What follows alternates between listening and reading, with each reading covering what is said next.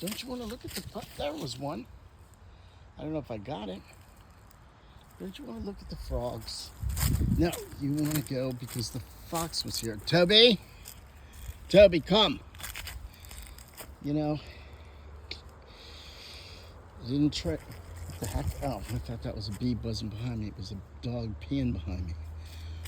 Didn't raise the kids well. They weren't well trained, and neither of these dogs.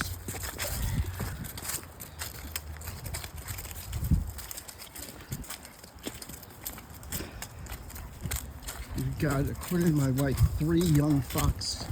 Toby, running around here. Toby, Toby. So he's... Toby, come. Toby. He's prancing around there like, Toby, come. I wonder what he thinks he's gonna do if he comes up face to face with the fox that weighs twice him what he does. You know, Gus,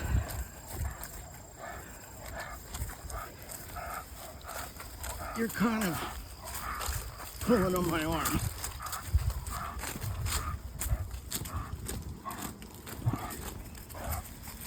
Oh, for crying out loud. Toby, get over here. Toby!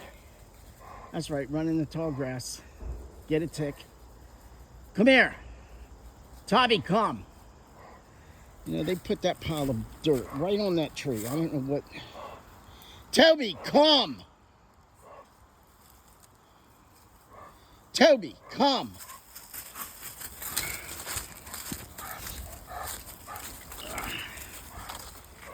You know, you kind of hurting my arm here, dog. Today's first reading is from Isaiah. Toby, come!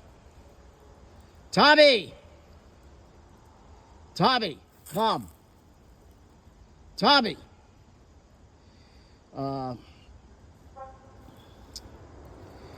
Well, the gospel is from, let's put it this way, Luke chapter 6, I think. Mark. Luke. Chapter 6. But it tells where it's like a continuing story of the same scenario. The last time we heard Jesus, a man comes in who has, I think it was from yesterday, from the gospel. Toby, come! Toby, come! Man comes into the synagogue and has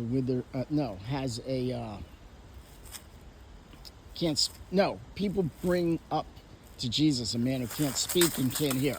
Toby, come! Toby! Toby! So now he's just gone into the woods. Toby! Where the fox are. At least 3. A female, one with a long tail, and one... They're all skinny. They all do look skinny. Toby, come! There he is. They're very skinny. They're definitely the puppies. They've really grown a lot. They went from kittens smaller than this dog to now looking like their parents but skinny. Like their trunk is very skinny. Their trunk is very thin. If that dog's 20, they do look like they probably weigh 20. And I think an adult fox weighs more than 20. A full-size grown adult. Anyway, so Jesus yesterday, there was a man who was deaf and mute, and he puts his finger in his ear. He spits on his tongue, or some combination of that, and the man is healed, and the Pharisees are mad. Or everyone's amazed. And then today, a man comes into the synagogue on the Sabbath, I think, And the Pharisees are looking, and the man has a withered hand. And the Pharisees are looking to find something to catch Jesus on. And Jesus knows what they're thinking. And he says, what is better, to do good on the Sabbath or not, or something? And I don't know, something maybe about you people are evil or wicked or something or another. And he says, stand up, come here, and hold out your hand. And the man's hand is cured. And the Pharisees are angry and looking for a way to get even with him for really usurping their power, their authority. So today, let's not underestimate the power that God has. That the Sabbath, what is it? The Sabbath isn't made for God. The Sabbath is made for man, or something or another. God is the king of the Sabbath. He is the ruler of the Sabbath. He makes the rules. If he wants to heal someone's hand on the Sabbath, he's going to do it.